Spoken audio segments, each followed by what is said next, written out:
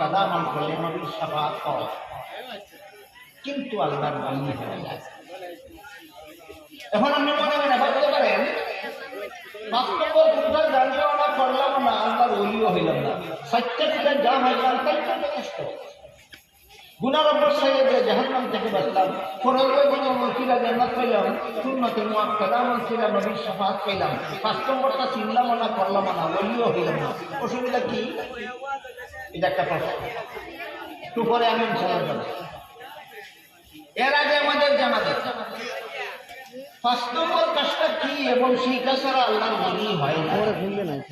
সহিহ বুখারী শরীফের হাদিসে উল্লেখ আছে, রাসূল করিম সাল্লাল্লাহু আলাইহি ওয়াসাল্লাম বলেন, ওই 5 নম্বর কাজটা চিহ্নিত করে যে আল্লাহ বলেন, নফল বন্দেগী যে যত বেশি করবে সে তত বড় ওলি হবে আল্লাহ।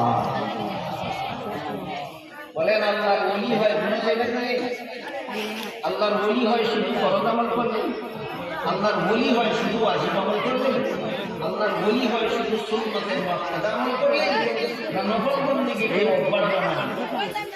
রাসূল বলেন, যে যত বেশি বেশি নফল বন্দেগী করবে সে তত বড় ওলি হবে আল্লাহ। এখানে কয়েকটা বিষয় গুরুত্বপূর্ণভাবে আমাদের জানা দরকার। 1 নম্বর,